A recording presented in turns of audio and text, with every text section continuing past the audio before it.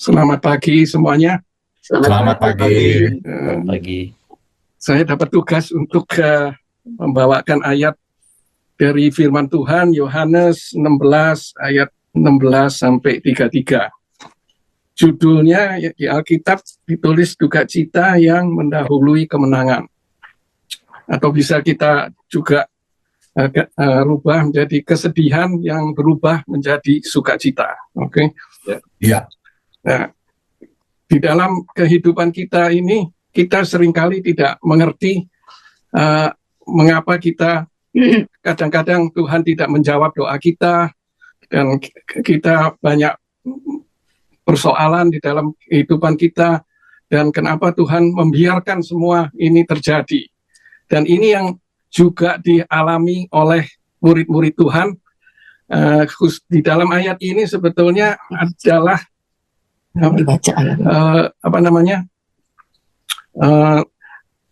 kejadian sebelum Tuhan Yesus disalib. Oke, sekarang saya bacakan dari ayat 16 sampai ayat 20. Oke, itu latar belakangnya itu kira-kira gitu. Jadi ini kejadian sebelum sebelum Tuhan Yesus disalib, dan Tuhan Yesus memberi pernyataan sebagai berikut: tinggal sesaat saja dan kamu tidak melihat aku lagi, dan tinggal sesaat saja pula dan kamu akan melihat aku. Mendengar itu, beberapa dari muridnya berkata seorang kepada yang lain, apakah artinya ia berkata kepada kita, tinggal sesaat saja dan kamu tidak melihat aku, dan tinggal sesaat saja pula dan kamu akan melihat aku, dan aku pergi kepada Bapa? Maka kata mereka, apakah artinya ia berkata tinggal sesaat saja? Kita tidak tahu apa maksudnya. Yesus tahu bahwa mereka hendak menanyakan sesuatu kepadanya. Lalu ia berkata kepada mereka, adakah kamu membicarakan seorang dengan yang lain apa yang kukatakan tadi, yaitu tinggal sesaat saja dan kamu tidak melihat aku, dan tinggal sesaat saja pula dan kamu akan melihat aku. Aku berkata kepadamu, sesungguhnya kamu akan menangis dan meratap, tetapi dunia akan bergembira. Kamu akan berduka cita, tetapi duka citamu akan berubah menjadi sukacita. Nah, ini kejadian ini sebelum Tuhan Yesus disalib. Sebetulnya murid-muridnya atau kita semua, kalau kita itu pada zaman itu, kejadian penyaliban dan kebangkitan itu belum pernah terjadi, sehingga waktu Yesus bilang tinggal sesaat saja kamu tidak melihat aku, itu artinya waktu dia disalib kan dia mati. Jadi habis itu tinggal sesaat saja kamu akan melihat aku. Terus di situ dibilang juga dan sesudahnya kamu akan melihat aku lagi. Jadi itu pernyataan yang membingungkan, yang murid-muridnya itu nggak mengerti gitu, karena memang kejadian penyaliban dan kebangkitan itu belum pernah terjadi. Jadi mereka itu confused atau bingung apa maksudnya tinggal sesaat saja. Nah, dan Yesus tahu bahwa waktu Yesus disalib itu murid-muridnya itu akan sedih. Makanya dia bilang di situ dibilang kesedihan kamu hanya sementara, nanti bisa kesedihan itu tidak berlangsung selamanya, dan duka citamu, kamu akan berduka cita, tapi duka citamu akan berubah menjadi sukacita. Nah, itu tentang penyaliban dan kebangkitan Yesus, di mana mereka waktu itu belum tahu dan belum pernah mengalami, jadi mereka juga nggak sama sekali belum mengerti. Nah, seringkali juga bahwa maksudnya itu kita hidup atau penderitaan atau kesedihan kita itu cuma sementara. Nah, sukacita yang kita dapat di dalam Kristus itu kekal atau selamanya. Dan kalau kita lihat seringkali sebagai orang Kristen itu kita bandingin orang dunia, orang dunia ini kok enak ya, hidupnya enak, duitnya banyak, senang-senang selalu ya. Tapi kalau kita kita kok dalam kita sering kali melihat kita sendiri, kita ini kok banyak struggle, ada kesedihan. Nah, tapi Tuhan bilang di sini kan, kesedihan kita ini sementara. Orang dunia itu punya sukacita, tapi itu bisa sekejap saja langsung menjadi duka cita gitu. Jadi ini adalah salah satu penghiburan untuk kita kalau kita di dalam Kristus, bahwa semuanya itu yang kita alami, kesedihan, penderitaan, atau pergumulan di dalam kehidupan itu hanya sementara. Tidak ada bandingannya kalau dibandingkan dengan sukacita yang kita dapatkan melalui Yesus. Oke, kita teruskan dengan ayat 21 dan 22. Seorang perempuan berduka cita pada saat melahirkan, tetapi sesudah ia melahirkan anaknya, ia tidak ingat lagi akan penderitaannya, karena kegembiraan bahwa seorang manusia telah dilahirkan ke dunia. Demikian juga kamu sekalian diliputi duka cita. Tapi aku akan melihat kamu lagi, dan hatimu akan bergembira, dan tidak ada seorang pun dapat merampas kegembiraanmu itu daripadamu. Okay? Nah, ini Tuhan Yesus memberikan analogi, yaitu analogi kalau seorang perempuan yang melahirkan. Pada waktu sebelum melahirkan itu mengalami kesakitan, tapi begitu anaknya lahir, itu mereka sukacitanya berlebih-lebihan. Ini sebagai orang laki kita nggak bisa tahu, bisa cuma tanya sama tante-tante atau nyonya-nyonya yang sudah mengalami ini, apa betul nggak? Karena di ayat 22 dibilang demikianlah juga kamu sekarang diliputi duka cita. Jadi duka cita waktu Yesus disalib. Tetapi aku akan melihat kamu lagi, dan hatimu akan bergembira waktu melihat Tuhan Yesus sudah bangkit. Oke. Dan Tuhan Yesus tidak pernah meninggalkan kita, dan sukacita yang diberikan oleh Tuhan itu tidak bisa diambil oleh siapapun juga, karena itu sukacita yang kekal, damai sejahtera sukacita. Oke. Terus kita lanjutkan ayat 23 dan sampai 27. Dan pada hari itu kamu tidak akan menanyakan apa-apa kepadaku. Aku berkata kepadamu, sesungguhnya segala sesuatu yang kamu minta pada Bapa akan diberikannya kepadamu dalam namaku. Sampai sekarang kamu belum meminta sesuatu pun dalam namaku, mintalah maka kamu akan menerima, supaya penuh sukacitamu. Dan semuanya ini kukatakan kepadamu dengan kiasan, akan tiba saatnya kamu tidak lagi berkata-kata kepadamu dengan kiasan, tetapi terus terang memberitakan Bapa kepadamu. Pada hari itu kamu akan berdoa dalam namaku, dan tidak aku katakan kepadamu bahwa aku meminta bagimu kepada Bapa, sebab Bapa sendiri mengasihi kamu karena kamu telah mengasihi aku dan percaya bahwa aku datang dari Allah. Nah,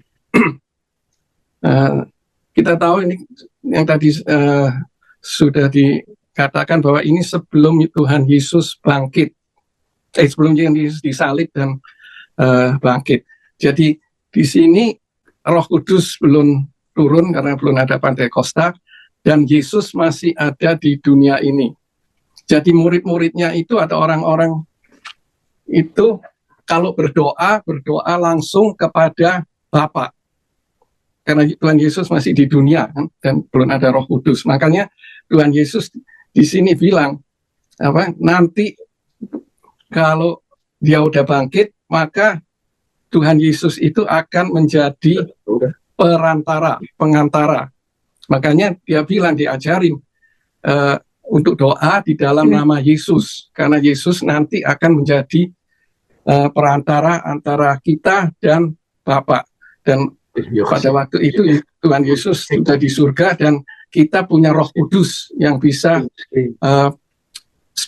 secara spiritual berhubungan dengan Yesus. Ini basically pengajaran Yesus yang diberikan kepada murid-muridnya. Karena di ayat 26 ditulis, pada hari itu kamu akan berdoa dalam namaku, dan tidak aku katakan kepadamu bahwa aku meminta bagimu kepada Bapa. Jadi itu buat murid-muridnya agak susah untuk dimengerti karena kejadiannya belum terjadi. Tapi di sini Tuhan Yesus sudah memberi pengajaran bahwa nanti kalau dia sudah naik ke surga, maka mereka harus berdoa dalam nama Yesus. Yesus sedang menegaskan tentang kebangkitannya, dan setelah dia disalib dan bangkit, hubungan kita dengan Allah akan dipulihkan, dan kita bisa langsung datang kepada Bapa bukan karena jasa kita, tetapi karena nama Yesus. Jadi kita bisa berdoa langsung dengan iman melalui Yesus. Nah, terus di ayat mana itu dibilang, mintalah maka kamu akan menerima. Sampai sekarang kamu belum, ayat 24, sampai sekarang kamu belum meminta sesuatu dalam namaku. Mintalah maka kamu akan menerimanya supaya sukacitamu penuh. Nah, saya udah terangin pada waktu onsite itu tentang doa, tentang minta. Kata minta di sini itu adalah present imperatif. Imperatif artinya perintah, present artinya perintah yang terus-menerus. Jadi mintalah itu mintalah terus-menerus. Di sini ayat 24, sampailah sekarang kamu belum meminta sesuatu pun dalam namaku, mintalah supaya kamu menerimanya dan supaya sukacitamu penuh. Jadi ingat bahwa doa untuk minta itu adalah present imperatif, maksudnya itu perintah untuk minta dan terus menerus. Dan supaya, makanya di situ dibilang, kalau Tuhan menjawab doa kita, maka penuhlah sukacitaku. Oke. Ayat 28 sampai 32. Oke, kita teruskan ayat 28 sampai 32. Aku datang dari Bapa dan aku datang ke dalam dunia. Aku meninggalkan dunia pula dan pergi kepada Bapa. Kata murid-muridnya, lihat, sekarang engkau terus terang berkata-kata dan engkau tidak memakai kiasan. Sekarang kami tahu bahwa engkau mengetahui segala sesuatu dan tidak perlu orang bertanya kepadamu. Karena itu kami percaya bahwa engkau datang dari Allah. Jawab Yesus kepada mereka, percayalah kamu sekarang. Lihat, saatnya datang bahkan sudah datang bahwa kamu dicerai-beraikan masing-masing ke tempatnya sendiri-sendiri, dan kamu meninggalkan aku seorang diri. Namun aku tidak seorang diri, sebab Bapa menyertai aku. Nah, di sini Tuhan Yesus tahu bahwa waktu dia disalib, murid-muridnya kabur, murid-muridnya bercerai-berai. Tapi biarpun mereka bercerai-berai, biarpun mereka kabur, tapi Yesus itu tidak meninggalkan mereka. Seperti kita seringkali juga jauh dari Tuhan, kita seringkali juga nggak mau ke gereja atau masih berbuat ini berbuat itu yang Tuhan tidak senang. Tapi Tuhan itu panjang sabar dan penuh kasih karunia. Biarpun kita jatuh bangun, Dia tetap dan selalu masih mengasihi kita. Dan ini Tuhan sudah peringatkan kepada murid-muridnya, biarpun mereka itu bercerai-berai, biarpun mereka itu meninggalkan Dia, tapi Tuhan atau Yesus tetap mengasihi mereka. Ini adalah suatu penghiburan yang luar biasa. Bahkan kalau kita gagal pun atau kita lemah pun, Tuhan tetap setia dan Dia tidak pernah meninggalkan kita. Oke. Itu adalah jaminan yang Tuhan berikan kepada kita. Oke. Terus kita teruskan ayat terakhir, ayat 33. Semuanya itu kukatakan kepadamu supaya kamu beroleh damai sejahtera di dalam aku. Dalam dunia kamu menderita penganiayaan, tetapi kuatkan hatimu, aku telah mengalahkan dunia. Jadi di sini Tuhan Yesus memberikan pernyataan kuat. Dibilang kuatkanlah hatimu. Okay? Yesus tidak menjanjikan bahwa kehidupan kita di dunia ini mudah atau gampang, tapi dia menjanjikan kemenangan. Dia telah mengalahkan, dia telah menang. Jadi dengan kebangkitan Yesus, dia menang atas dosa, dia menang atas kematian, dia menang atas iblis, dia menang atas segala penderitaan di dunia ini. Jadi jika kita tinggal di dalam Yesus, maka kemenangan yang Yesus capai atau Yesus dapatkan itu juga menjadi milik kita semua. Kalau kita bisa belajar dari ayat ini, pembacaan pagi hari ini, yaitu nomor 1, kesedihan itu adalah bagian dari hidup orang percaya, tetapi itu sementara. Oke? Sukacita yang dari Tuhan tidak akan bisa dirampas oleh siapapun juga. Nomor 2. Oke. Dan nomor 3, doa yang dinaikkan dalam nama Yesus akan menguatkan kita. Kalau kita berdoa, kita harus beriman. Nah, salah satu cara doa yang pernah dipelajari, kalau kalian sudah di ICC 50 tahun, pasti pernah dengar itu ACTS. Apa itu? Hah? Apa itu? Sudah diterangin 1-2 minggu yang lalu, sudah lupa lagi. Terus nomor 4, meski kita lemah atau sering gagal, kasih Tuhan tidak pernah berubah. Amin. Ya. Nah, yang terakhir, kemenangan sudah diberikan karena Kristus telah mengalahkan dunia ini. Thank you. God bless you. Good job. Thank you. Oke. Saya melihat di sini, lagi merhatikan latar belakang. Sun Yong menikmati kehidupan, walaupun keadaan apapun sekitar dia susah. Tapi itulah yang saya melihat tuh dalam hidup kita, mesti membuat kita sendiri senang, tapi senang yang benar ya. Jadi saya melihat memang menganut Kristus, mengapa kita mengenal Tuhan Yesus, itu kita udah mesti tahu artinya apa. Kalau kita tidak tahu nantinya mau jadi apa, tentu kita nggak tahu. Itu nomor 1 yang tadi sudah diterangkan semua. Jadi jangan menganut hanya untuk kita sementara. Sebab dunia ini tadi udah dikatakan, kalau apapun saya juga berasa itu semua sementara keadaan di sini. Tetapi kalau kita sudah menganut agama Kristen, tapi kita mengerti akan kematian Yesus, apa itu gunanya buat kita, dan masuk dalam hati kita. Itu semua itu bisa membawa kita di dalam kebenaran. The truth will set you free. Itu yang saya merasa tuh hidup ini tuh perlu gituan kalau kita mengerti. Tidak mengerti, susah sekali. Ya, jadi kembali iman memegang peranan penting. Pengertian juga, bacaan Alkitab juga penting sekali untuk kita merenungkan. Ya, segitu aja, itu cuma komentar dari setelah bacaan penerangan dari Kokim. Tadi tadi saya dengar ada ACTS. Saya kalau dengar itu saya cuma ingat istri saya. ACTS. Pasti dia tahu itu apa. Pasti udah 50 tahun di ICC, pasti tahu. Betul. ICC-nya baru 40 something kok bisa 50 tahun. Ya, kita loncatin jadi 50 lah gitu. Si baby gue, Kim. Ayo Kim, orang nanya, kamu boleh jawab, bayangin orang nanya di bilang asal nggak 50. Ayo, apa itu ICTCS?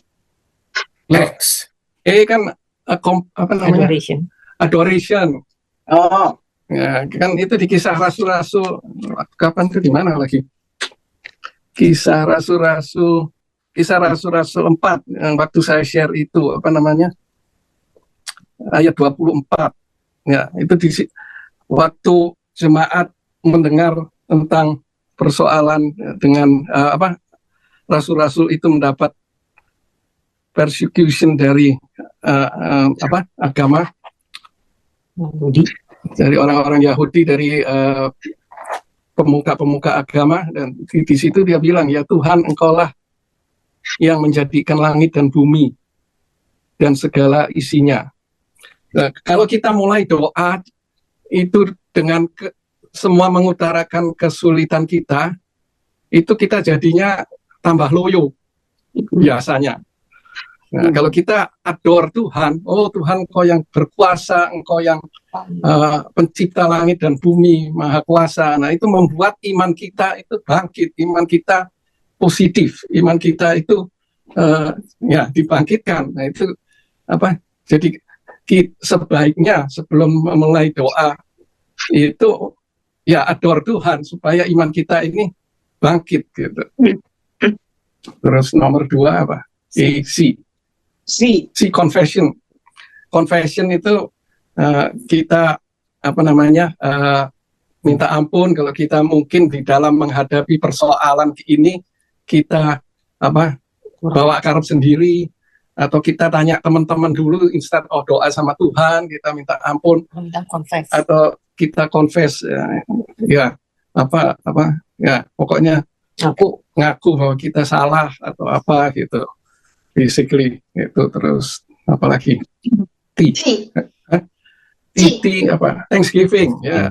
Thanksgiving, kita ucap syukur, terima kasih bahwa kita ini sudah menerima kasih karunia Tuhan, kita boleh menerima keselamatan, kita sehat, biarpun keadaan kita mengalami struggle, tapi kita punya Tuhan yang kita bisa andalkan, basically kira-kira begitu. Terus supplication, nah itu habis gitu baru kita mengutarakan semua permintaan kita kepada Tuhan. That is basically secara singkatnya seperti kisah rasul-rasul dalam bahasa Inggris namanya Acts juga, Acts. Bagus ya, itu kita kalau mendengar ngulang-ngulang itu bisa akhirnya perlu sih di dalam manusia itu diulang-ulang. Sering katakan di dalam kitab suci ke Yesus mengulang-ulang kata-kata yang hikmat-hikmat itu. Dikit ya, tadi yang X itu orang suka mengatakan itu rumus doa. 4 unsur di dalam doa, ya kan? Yang tadi si Kokim ngomong. Nah, tapi juga rumus doa sekarang yang lainnya, kita tuh mesti tahu kepada siapa kita berdoa. Yang tadi dibilangin di 16 dalam 16 ayat 23. Sesungguhnya segala sesuatu yang kamu minta kepada siapa? Apa? Ya. Jadi yang kita lihat waktu Yesus juga ditanyain sama murid-muridnya di Matius 6 kan. Kalau doa gimana? Bapa kami yang di sorga. Ya kan? Sekarang Yesus sendiri juga berdoa di Yohanes 17, nanti Pastor Leo yang akan facilitate itu. Itu juga semua doa itu seharusnya ditujukan kepada Bapa. Ya. Jadi kalau ada yang suka doa nggak kepada Bapa, itu nggak sesuai firman Tuhan kelihatannya ya. Sebab kalau kita lihat lagi di 1 Timotius 2 ayat 5. 1 Timotius 2 ayat 5, karena Allah itu Esa, dan Esa pula Dia yang menjadi pengantara antara Allah dan manusia, yaitu manusia Kristus, Yesus. Ya, jadi di situ kita lihat bahwa doa itu selalu ditujukan kepada Bapa, tapi di dalam nama Yesus Kristus. Jadi di sini Yesus berkali-kali udah dari apa itu ayat 4, dari pasal 14 selalu sudah mengatakan biar kita doa tuh di dalam nama Tuhan Yesus ya. Jadi nggak usah kita pakai lain-lain, sebabnya Allah kita Esa, Allah Bapa, Putra dan Roh Kudus. Jadi kita minta kepada Bapa dan kita di dalam nama Yesus. Nah, sekarang apa arti berdoa di dalam nama Yesus? Kan Yesus selalu bilang, engkau berdoa dalam namaku, dalam namaku. Jadi apa artinya berdoa dalam nama Yesus? menunjukkan kita anaknya Tuhan Yesus, bahwa kita orang yang percaya kepada Dia. Ya, ya. Jadi kita itu bisa mendatangi Bapa bukan karena tadi yang Kokim bilang, bukan jasanya kita, tetapi karena jasanya Tuhan Yesus kita bisa mendatangi. Jadi yang Tuhan di firman Tuhan selalu dikatakan bahwa kita adalah utusan-utusan atau wakil dari Yesus. Jadi kita berani datang kepada Bapa karena jasa yang Yesus sudah lakukan. Seperti yang dikatakan di 2 Korintus 5 di 2 Korintus 5 ayat 20 dan 21. Tolong dibaca. 2 Korintus 5 ayat 20 dan 21. Jadi kami ini adalah utusan-utusan Kristus. Seakan-akan Allah menasehati kamu dengan perantaraan kami dalam nama Kristus, kami meminta kepadamu, berilah dirimu didamaikan dengan Allah. Dia yang tidak mengenal dosa telah dibuatnya menjadi dosa karena kita, supaya dalam Dia kita dibenarkan oleh Allah. Ya, jadi karena jasa Yesus, pengorbanan Yesus, kita tuh dibenarkan dalam Allah. Kan yang kita tahu kan waktu Yesus mati, tirai terbelah. Makanya kita bisa datang ke Tuhan itu hanya karena menurut Kokim itu jasa Yesus. Jadi bukan karena perbuatan kita, bukan karena pekerjaan kita atau kebaikan kita. Itu yang pertama ya, hidup di dalam nama Yesus berarti kita itu sebagai utusan Kristus. Dan kedua, kalau dalam nama Yesus itu berarti kita berdoa supaya kehendak Tuhan yang terjadi. Kan seperti kita tahu, kita semua udah hafal di Matius 6 ayat 10 yang dikatakan datanglah kerajaanmu, jadilah kehendakmu di bumi maupun di sorga. Jadi kalau kita berdoa dalam nama Yesus berarti kita itu just utusan wakil Kristus, pasti kita tuh di bawah otoriti Yesus. Jadi yang kita kehendaki ialah bahwa kehendak Tuhan yang terjadi, bukan kehendak kita. Ya. Dan yang ketiga adalah bahwa kalau kita berdoa dalam nama Yesus, itu kita berdoa supaya hanya nama Tuhan yang dimuliakan, bukan kita yang dimuliakan. Nah, sekarang kita bisa tahu kita kalau berdoa itu sebab kita mau nama Tuhan yang dimuliakan atau tidak, itu gimana kita tahunya? Lihat motivasi hati. Amin. Ya. Jadi kita juga bisa melihat kalau doa kita itu tidak dikabulkan, tidak terjadi, itu reaksi kita bisa kelihatan. Kok motivasi kita karena buat kita sendiri, itu reaksi kita pasti negatif. Tapi kalau kita hanya mau memuliakan Tuhan, pasti kita udah banyak penyerahan kepada Tuhan. Jadi nggak bakalan kecewa, nggak bakalan marah. Ya, karena kita tahu bahwa Tuhan itu yang paling benar, yang paling jadi kehendak Dia yang paling benar, paling baik buat semuanya juga. Itu semua. Saya ada ini sedikit ya, pengalaman kesaksian. Gini, betul itu motivasi hati ya. Kita nggak ngerti sih kadang-kadang. Dulu baru kita datang, kita belum kan tahu sendiri ya. Kalau belum baru beli, puji Tuhan bisa dapat rumah, gitu. Tapi rumahnya kan kosong semua ya. Masih mau ini, mau itu, there's a lot of list kan, yang kita masih mau gitu. Belum tentu berguna, mau. Nah, salah satu yang in the list itu kita mau punya mobil Mercedes. Ya, itu dulu kan mahal karena rumah dulu nggak gitu mahal dibandingkan dengan mobil tuh mahal sekali kan. Dan kita tuh kan nggak perlu sebenarnya, tapi karena kita tinggal di Jerman, di Swiss itu kalau kita dulu liwat tuh serong Mercedes, BMW, Mercedes gitu ya. Jadi kita masih student gitu, aduh kepengen gitu ya dari dulu. Tapi sekarang, nah terus jadi doa dong kan katanya berdoa lah. Jadi doa nggak ngerti tuh aja. Mau tahu nggak? Udah berapa lama? Nggak tahu dari mana itu seperti ada yang nanya gitu ya. Emangnya kamu perlu itu mobil? Terus saya bilang, ya nggak perlu, ya aku dong, nggak perlu. Orang bisa beli mobil yang murah, kenapa mesti beli itu? Terus kayaknya nanya lagi, sekarang kamu bayangin, kamu sekarang nih jalan deh, naik mobil gitu, bangga nggak? Ngerti nggak? Bangga nggak kamu? Saya pikir-pikir lagi, nggak, terus terang ya bangga, saya bilang gitu. Terus langsung begitu saya jawab tuh, langsung saya tahu gitu, that's not right gitu, ini nggak betul gitu.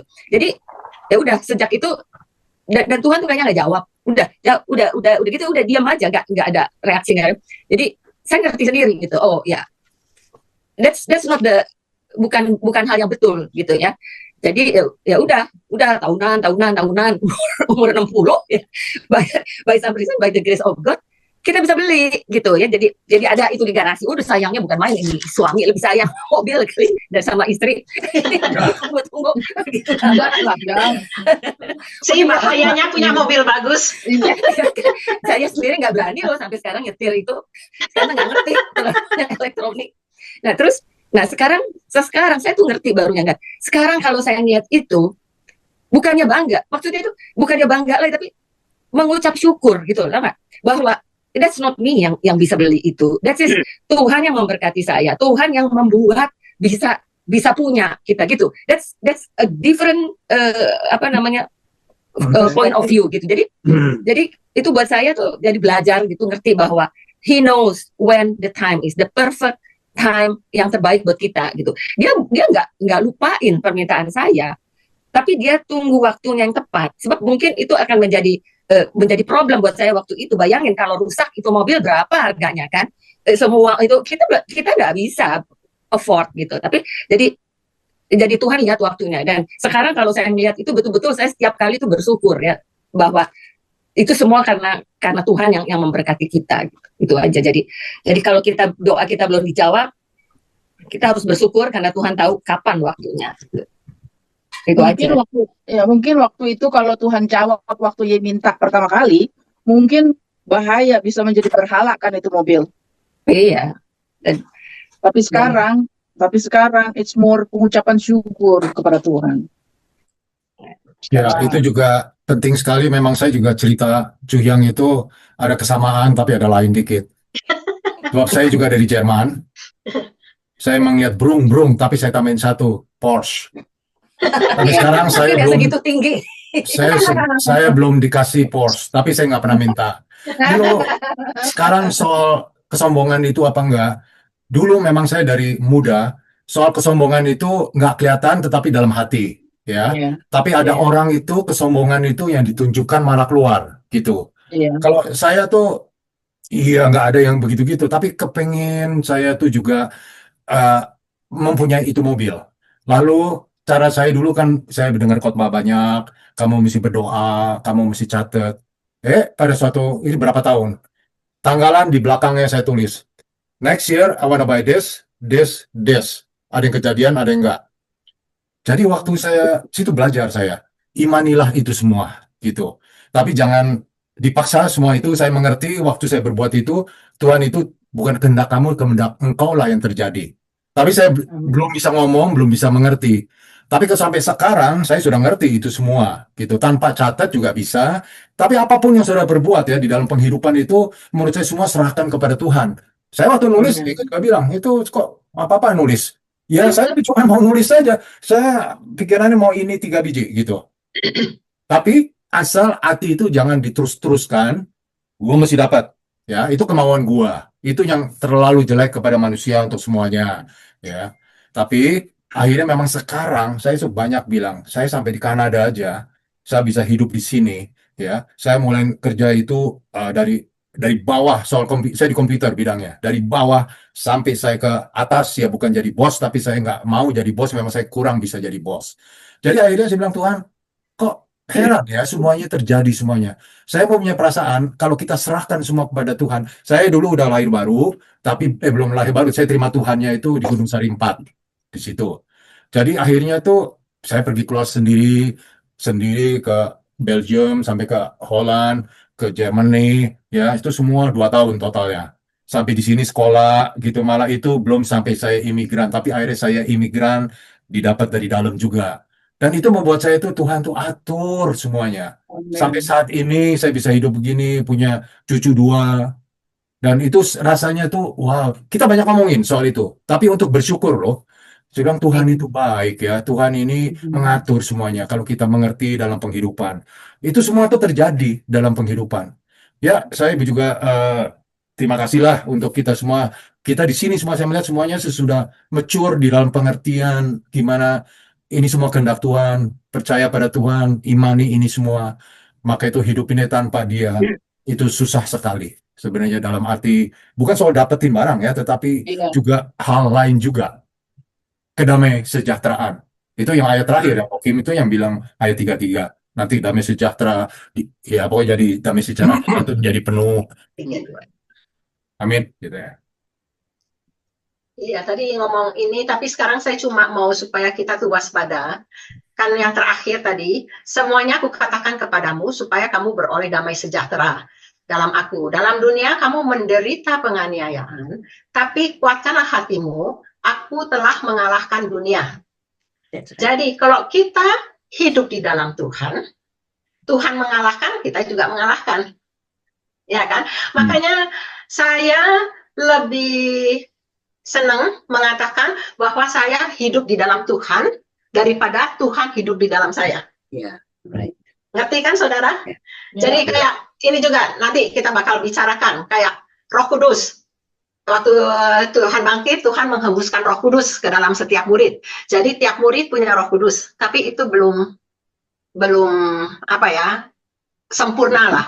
Makanya Tuhan bilang di Kisah Para Rasul, tunggu sampai kamu dibaptis oleh Roh Kudus. Nah, artinya baptisan itu apa?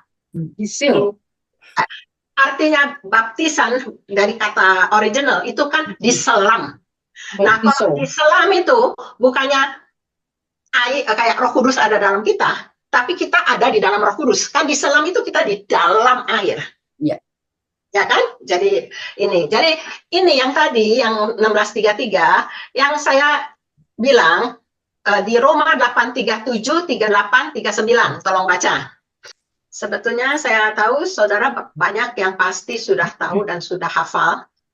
Tetapi dalam semuanya itu kita lebih daripada orang-orang yang menang oleh Dia yang telah mengasihi kita. Sebab aku yakin bahwa baik maut maupun hidup, baik malaikat-malaikat maupun pemerintah-pemerintah, baik yang ada sekarang maupun yang akan datang, atau kuasa-kuasa baik yang di atas maupun yang di bawah, ataupun sesuatu makhluk lain tidak akan dapat memisahkan kita dari kasih Allah yang ada dalam Kristus Yesus Tuhan kita. Amin. Amin ya. Jadi ini kita ngelihat, makanya kita sering bilang kita lebih dari pemenang. Tapi kita mesti tahu, kita bisa menjadi lebih dari pemenang kalau kita hidup di dalam Yesus Kristus yang sudah mengalahkan itu, jadi kita ikut menang ya. Nah, terusnya itu dikatakan baik maut maupun hidup, baik malaikat maupun pemerintah, baik yang ada sekarang atau yang akan datang, kuasa-kuasa, baik yang di atas maupun yang di bawah, atau makhluk lain, gak ada yang dapat memisahkan kita dari kasih Allah yang ada dalam Kristus Yesus Tuhan kita. Tadi yang di 16 juga kan kita tuh nggak bakal dipisahkan dari itu semua. Tapi di sini apa yang dapat memisahkan kita? Saya tahu Irwan dari dulu, Oce dari dulu yang paling pintar selalu jawab. Kalau kita lihat dari ini semua, apa yang tidak ditulis yang dapat memisahkan kita dari Allah? Dosa. Amin. Waduh, Melanie juga pintar sekali loh. Nggak kalah dong dari 8 tahun dari sini. Iya, dosa. Mengapa dosa dapat memisahkan kita dari Allah? Jadi di sini kita ngelihat ya, jadi dari eksternal nggak ada yang dapat memisahkan kita. Tapi kalau dosa itu adalah kemauan, kehendak, dan keputusan kita. Jadi kita sendiri yang dapat memisahkan kita dari Allah. Ya. Makanya yang kita bilang, waktu dulu orang ini saya cuma mau sedikit ini supaya, tapi nggak mau terlalu berlarut-larut sebab ini very dalam. Yang orang bilang OSAS, once saved always saved. Yeah. Kan sering orang ngomong gitu. Nah, Adam dan Hawa mulainya juga saved. Tuhan mengenal dia mengenal Tuhan, mereka ngobrol-ngobrol waktu senja. Jadi itu keselamatan kan? Keselamatan itu kan pengenalan akan Allah secara pribadi, ya kan? Tapi karena dosa langsung pecahkan, mati. Tapi sekarang kita untung sebab Yesus datang bisa balik lagi. Makanya kalau kita lihat di Ibrani 6 ayat 4, saya baca deh ya, ini Ibrani 6 ayat 4, 5, 6. Sebab mereka yang pernah diterangi hatinya, yang pernah mengecap karunia sorgawi, dan yang pernah mendapat bagian dalam Roh Kudus. Roh Kudus hidup dalam kita itu kalau kita selamat ya.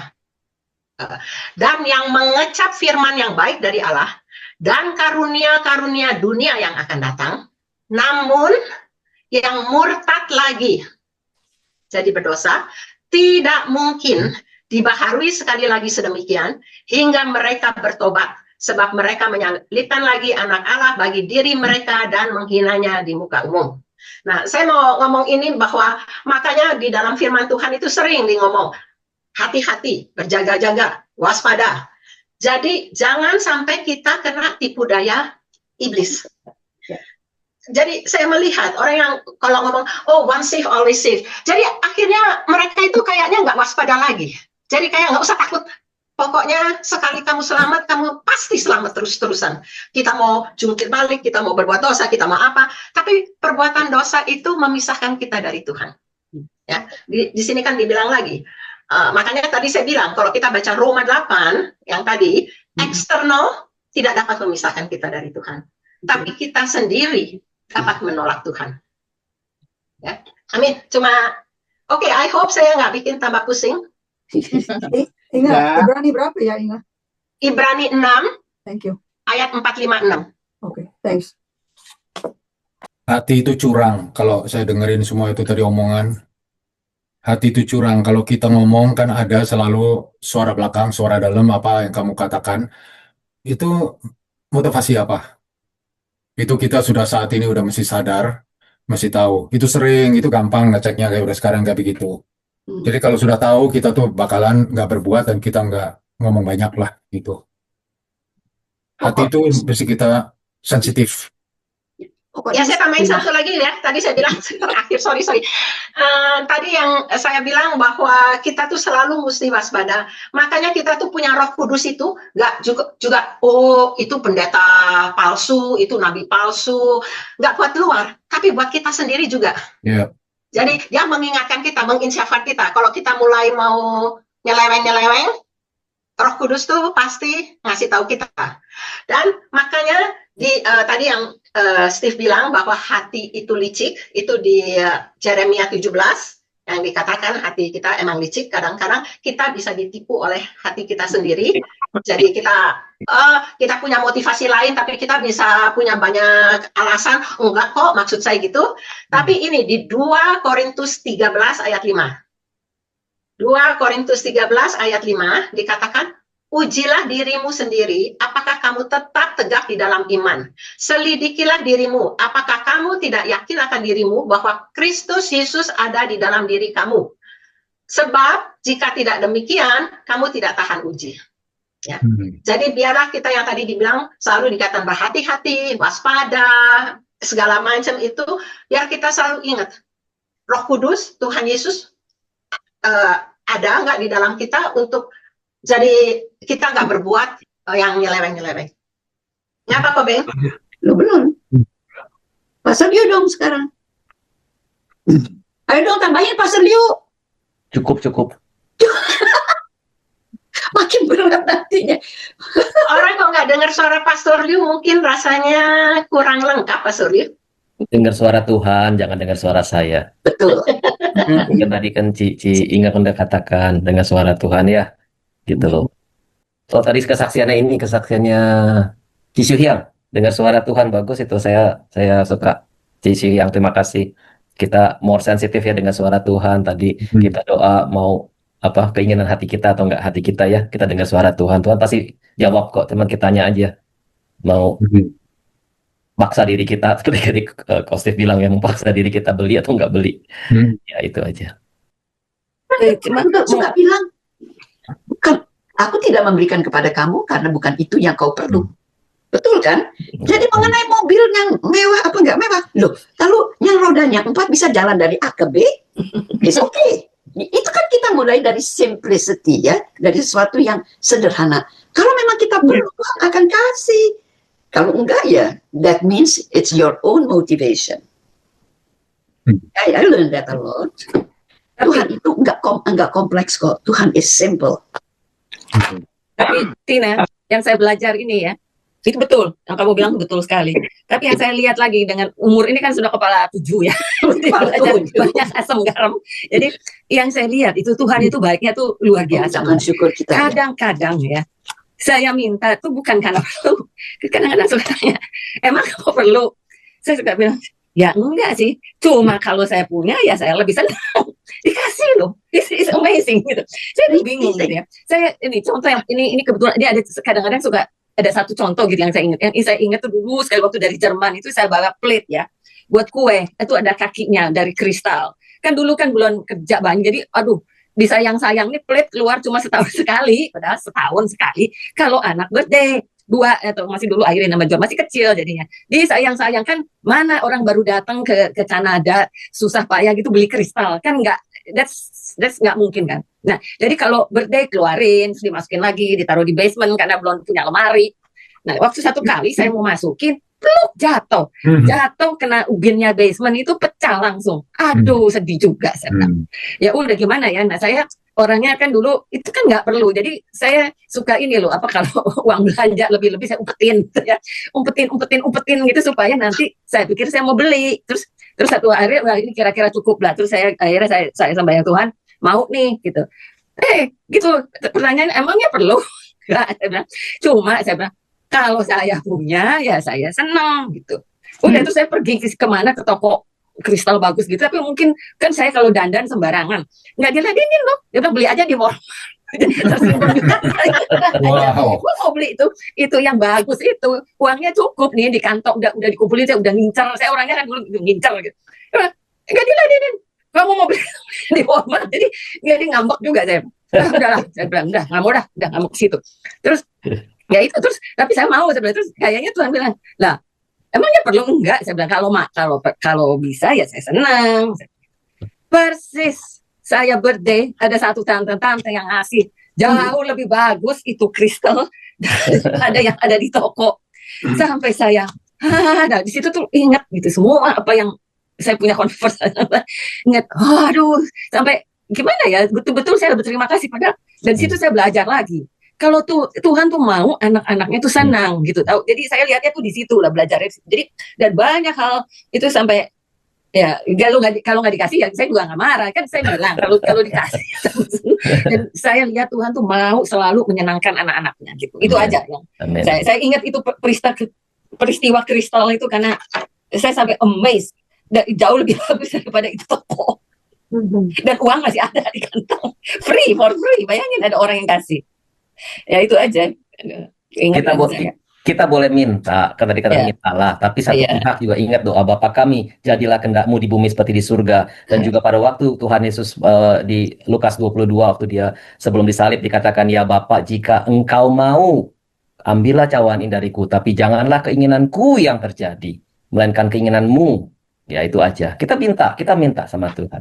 Tapi kita bisa katakan, jika Tuhan izinkan, jika Tuhan kehendaki, itu kita tutup itu. Jadi kita juga free, kita minta, kita cek hati kita ini bagaimana, apakah motivasi kita apa. Jadi kita bisa tutup dengan jika Tuhan kehendaki, jika Tuhan izinkan. Jadi kita juga peace gitu kalau waktu kita minta. Attitude hati. Jadi kalau attitude-nya bagus, ya bagus. Ya mungkin saya akan tambahkan sedikit. Saya suaranya serak. Tapi ada satu hal yang saya ingat yang sesudah kita belajar semua ini dari Kim, Enga dan semuanya kesaksian. Bagaimana hubungan kita dengan Tuhan itu? Pertanyaannya mengapa sampai Yudas tuh mengkhianati Tuhan? Padahal dia jadi murid Tuhan 3 tahun, setiap hari bersama Tuhan. Kok sampai dia bisa mengkhianati Tuhan? Apa sebabnya? Itu sebenarnya jawabannya ada di Alkitab, cuman nggak begitu jelas bacaannya. Tapi kalau kita mengerti hal ini, kita mengerti kenapa sampai Yudas tuh mengkhianati Tuhan. Itu sebab dia kecewa sebetulnya. Kalau kita lihat di Kisah Rasul 1 ayat 6 kita baca situ, ini pertanyaan dari murid-murid Tuhan yang berkumpul pada saat Tuhan mau naik ke surga. Jadi Tuhan sudah mati, sudah bangkit, dan ini pertanyaan mereka juga adalah pertanyaan salah satu dari si Yudas sebetulnya. Maka bertanya mereka berkumpul di situ, Tuhan, maukah engkau pada saat ini, at this moment, memulihkan kerajaan bagi Israel? Apa sih maksudnya? Tuhan, maukah engkau pada masa ini memulihkan kerajaan bagi Israel? Yang orang Israel tanyakan adalah sebetulnya adalah mereka tahu mengertinya bahwa Tuhan Yesus itu datang ke dunia ini untuk membebaskan mereka dari penjajah mereka. Waktu itu orang Roma. Tapi itu tidak terjadi. Tuhan Yesus disalib, dibangkit kembali, oke. But sampai dia disalib, mati, itu bakal Yudas dan beberapa orang Yahudi itu mereka nggak terima di situ. Karena itu yang membuat mereka jadi kecewa. Kok Tuhan Yesus nggak bantu bangsa Israel di sini, yang di dunia ini? Tapi itu bukan rencana Tuhan. Ya, bukan. Tuhan berbicara tentang kerohanian, tentang orang Israel itu menerimanya dalam jasmani mereka. Mereka mau bebas dari jajahan orang Romawi, tapi kenyataannya tidak. Maka itu Yudas jadi kecewa dan dia bisa mengkhianati Tuhan. Maka itu yang perlu saya tambahkan pagi hari ini adalah kita mesti jaga ke hati kita yang tadi sudah dikatakan, agar kita jangan kecewa sama Tuhan. Sebab kecewa itu akan membuat kita yang dari dalam keluar itu akan membuat kita mengkhianati Tuhan kalau kita nggak hati-hati. Itu aja yang saya mau tambahkan. Itu soal kecewa atau bitter?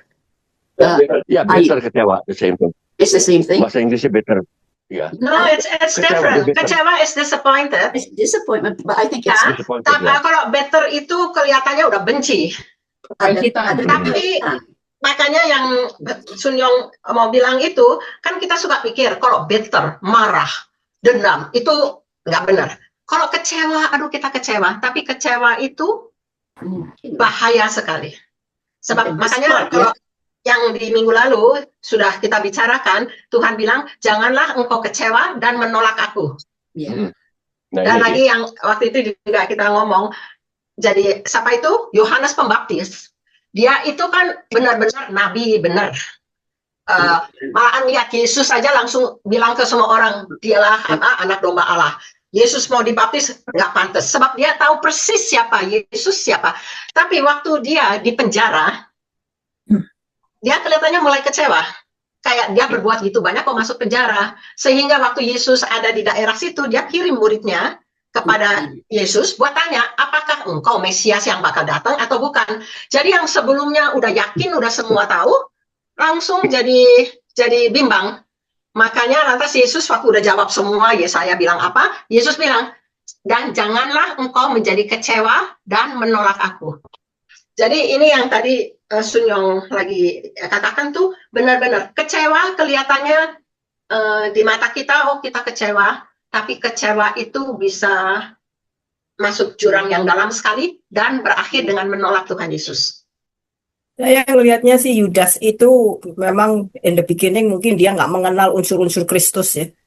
Jadi no, I mean you could be a follower, you know, but the truth is mungkin dia juga tidak mendalami atau mengenal unsur-unsur Kristus, sama seperti orang-orang di dunia sekarang ini, you know, yang tidak mengenal Kristus, makanya dia banyak orang yang depres and then bunuh diri. Itu saya lihatnya bedanya, makanya di ayat 33 itu, dan if you are in the Lord, dalam Kristus itu juga damai sejahtera. Tapi orang dunia mana sih? Like you know, shortcut ya pokoknya ya udah kalau sudah depres ini, that's it. I just kill myself, bunuh diri, and so on. Gitu loh. Jadi saya ngelihatnya yaitu kalau kita di dalam Tuhan itu kan you know the unsur-unsur Kristus tuh what's your, you know, what the Lord is saying to you, gini-gini, damai sejahtera diberikan kepada kamu, and so on gitu. Jadi itu bedanya lah orang dunia sama kita. Lah itu saya ngelihatnya Yudasnya itu di situ, you know.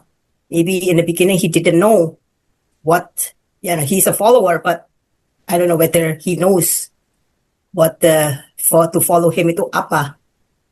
To carry the cross, the same cross that he did. Ya, Mbak. Dalam hal Judas ini saya kira dalam hal orang-orang duniawi sekarang ini, kita kan orang yang betul percaya dan mengerti doktrin kekristenan itu have the Holy Spirit. Holy Spirit itu yang memberikan kita aba-aba dan kejadian sehingga kita dapat sensitif loh. Benar sensitif. Tapi kalau orang dunia itu fokusnya lain. Mereka fokusnya ke sini, kita fokusnya ke sana. Betul. Jadi it's difficult for them. Mereka nggak bisa melihat yang sama. Jadi that's why we are here to be disciples, so that we to tell them about it, to save them. True. So yeah, we luckily we have the Holy Spirit, who still speaks to us and admonishes us when we do wrong. You know, but it's poor and very kasihan for those who can't even hear. So, and that is our duty to make them hear and see by telling the truth. Right? Amen. Kok pada diam jadi serem? Ngomong dong. Oke, ini udah 1:39. Ada yang kalau diterusin, 12 ya saya aja sendiri juga masih ada mau ngomong, tapi janganlah. Oke, bagus sekali ya. Pokoknya cuma menjaga hati. Hati itu licik, ya. Udah itu aja. Itu semua tuh menyangkut paut itu. Oke, Engga bisa doa. Ya Bapak, terima kasih. Bapak, terima kasih. Kami dapat selalu memperdalam Alkitab. Biarlah kami semua dapat mengenal Engkau lebih benar dan lebih dalam lagi. Dan kami dapat hidup di dalam firman-Mu, di dalam kehendak-Mu. Dan sehingga kami selalu dapat menyenangkan dan berkenan di hati-Mu dan juga memuliakan Engkau di dalam kehidupan kami. Terima kasih Bapak, terima kasih untuk hari ini, untuk semua firman-firman yang telah dibicarakan. Dan biarlah Engkau Bapa yang selalu beserta dan berkat-Mu, damai sejahtera sukacita-Mu selalu berada di dalam memenuhi kehidupan kami semua masing-masing. Dalam nama Yesus Kristus kami berdoa. Amin. Amin. Thank you, Kim. Thank you semuanya yang hadir. Ya, Tuhan berkati kalian semua yang mau ikut, tinggal exercise. Exercise, badan kuat, jiwa kuat. Ya, amin.